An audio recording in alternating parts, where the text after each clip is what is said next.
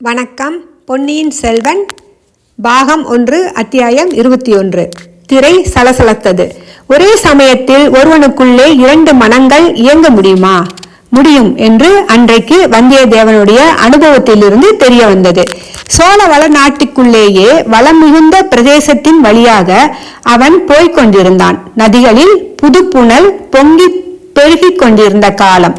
கணவாய்கள், மதகுகள், மடைகளின் வழியாக வாய்க்கால்களிலும் வயல்களிலும் குபு குபுவென்று ஜலம் பாய்ந்து கொண்டிருந்தது. எங்கே பார்த்தாலும் தண்ணீர் மயமாயிருந்தது. சோழ தேசத்தை வளநாடு என்றும் சோழ மன்னனை வளவன் என்றும் கூறுவது எவ்வளவு பொருத்தமானது! இப்படி எண்ணிய உடனே சோழ நாட்டுக்கு சோழ மன்னனுக்கும் ஏற்பட்டிருந்த அபாயங்கள் நினைவுக்கு வந்தன. இந்த நிலைமையில் தன்னுடைய கடமை என்ன? இளவரசர் கரிகாலர் கொடுத்த ஓலையை மட்டும் சக்கரவர்த்தியிடம் சேர்ப்பித்து விட்டு தன் கடமை தீர்ந்தது என்று இருந்து விடுவதா? இந்த ராஜகுல தாயாதி காய்ச்சலிலும் பூசலிலும் நாம் எதற்காக தலையிட்டுக் கொள்ள வேண்டும்? சோழ நாட்டு சிம்மாசனத்துக்கு யார் வந்தால்தான் நமக்கு என்ன? பார்க்க போனால் நம்முடைய குலத்தின் பூர்வீக பகைவர்கள் தானே இவர்கள். சோழர்களும் கங்கர்களும் வைதும்பர்களும் சேர்ந்து கொண்டுதானே வானகோபாடி ராஜ்யமே இல்லாதபடி செய்துவிட்டார்கள். இன்றைக்கு ஆதித்த கரிகாலர் நம்மிடம் அன்பாக இருந்ததினால் அந்த அநீதி எல்லாம் மறைந்து போய்விடுமா? சேச்சே, அந்த பழைய சம்பவங்களை அநீதி என்றுதான் எப்படி சொல்ல முடியும்?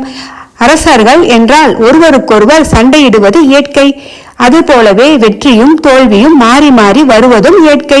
வென்றவர்கள் மீது தோற்றவர்கள் கோபம் கொள்வதில் பயன் என்ன?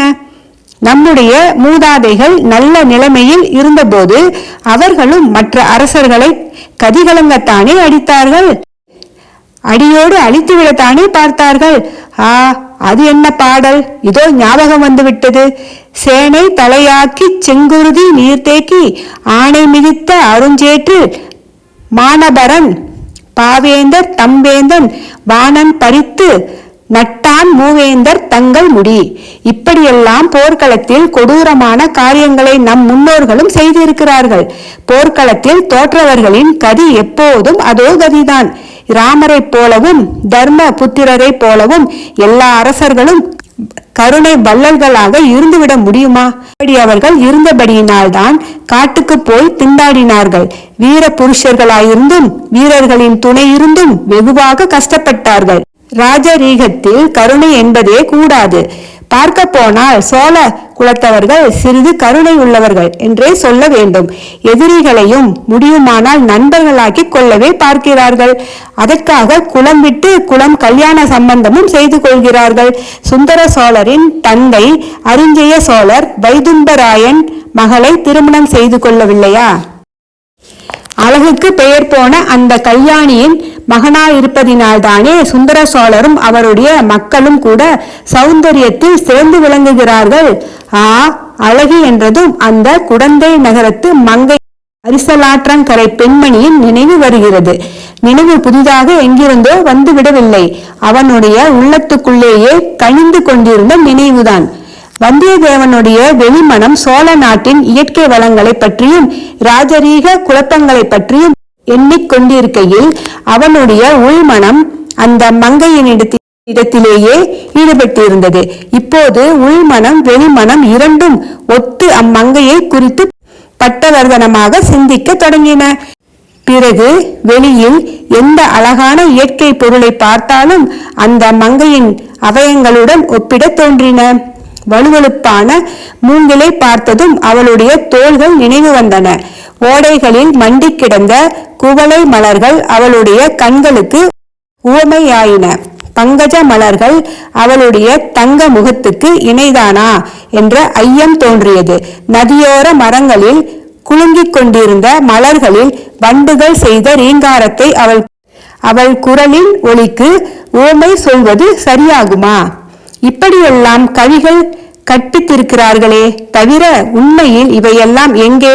அந்த மங்கையின் சௌந்தரியம் எங்கே? அவளுடைய திருமுகத்தை பார்த்தபோது மெய்சிலிருக்கிறது.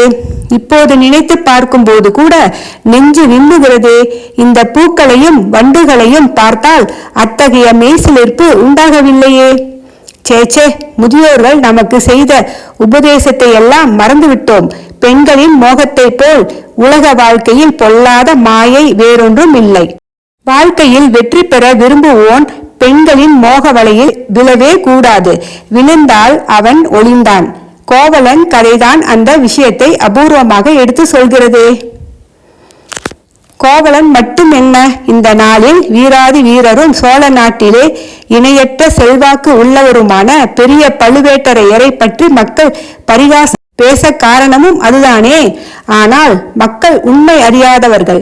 மூடு பல்லக்கிலே வைத்து பழுவேட்டரையர் யாரை கொண்டு வருகிறார் என்று மக்களுக்கு தெரியாது. ஆகையால் மூடத்தனமாக பேசுகிறார்கள்.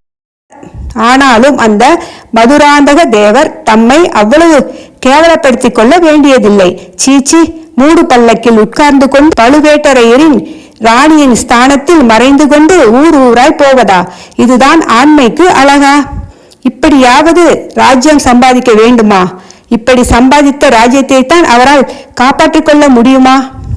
பழுவேட்டரையர் முதலியோரை நம்பி அவர்களுக்கு உட்பட்டுத்தானே ராஜ்ய பரிபாலனம் செய்ய வேண்டும். இந்த விஷயத்தில் சுந்தர சோழ சக்கரவர்த்தி செய்து வருவதே அவ்வளவு சிலாக்கியமில்லைதான். பழுவேட்டரையர் போன்றவர்களுக்கு இவ்வளவு அதிகாரமும் செல்வாக்கும் அவர் அளித்திருக்க கூடாது.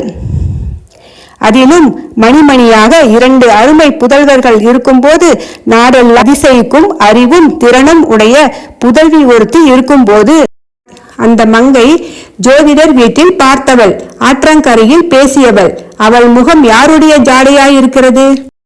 அப்படியும் இருக்கலாமோ? பைத்தியக்காரத்தனம். ஒரு நாளும் அப்படி இருக்க முடியாது. ஏன் இருக்க முடியாது? ஒருவேளை அவ்விதம் இருந்தால் நம்மை போன்ற அறிவியனன் வேறு யாரும் இல்லை. நம்மை போன்ற துரதிருஷ்டசாலியும் இல்லை. இலங்கை முதல் விந்திய பர்வதம் வரையில் எந்த பெண்ணரசியின் புகழ் பறந்து விரிந்து பரவி இருக்கிறதோ அவளிடம் நாம் எப்பேற்பட்ட காட்டு மிராண்டியை போல் நடந்து கொண்டோம்? அப்படி இருக்கவே இருக்காது. நாளைக்கு அவளிடம் எப்படி இளவரசரின் ஓலையுடனே சென்று முகத்தை காட்ட முடியும்? இப்படியாக என்னவெல்லாமோ வானத்தையும் பூமியையும் சேர்த்து எண்ணமிட்டு கொண்டு வந்தியத்தேவன் காவிரி கரையோடு வந்து திருவரியாற்றை அடைந்தான். அந்த ஊரின் வளமும் அழகும் அவன் உள்ளத்தை கொள்ளை கொண்டன. அது திருவையாறுதான் என்று கேட்டு தெரிந்து கொண்டான். அந்த அற்புத கஷேத்திரத்தின் மகிமையை பற்றி கேள்விப்பட்டிருந்ததெல்லாம் உண்மைக்கு கொஞ்சம் குறைவாகவே தோன்றியது. ஞானசம்பந்தர் தேவாரத்தில் உள்ள வர்ணனை இங்கே அப்படியே தத்ரூபமாக காண்கிறது. 300 ஆண்டு காலத்தில் மாறுதல் ஒன்றுமே இல்லை. அதே காவேரியின் கரையில் உள்ள மரங்கள் என்ன செழிப்பாய் வளர்ந்திருக்கின்றன. பலா மரங்களில் எவ்வளவு பெரிய பெரிய பலாக்காய்கள் தொங்குகின்றன. இந்த மாதிரி தொண்டை மண்டலத்தில் எங்கும் பார்க்கவே முடியாதுதான். வளமான இடங்களுக்கென்று குரங்குகள் எங்கிருந்தோ வந்து விடுகின்றன. அவை கிளைக்கு கிளை தாவுவது எவ்வளவு அழகாயிருக்கிறது. சம்பந்த பெருமான் என்ன சொல்லியிருக்கிறார்? இதோ ஞாபகம் வருகிறது. தொடரும். நன்றி.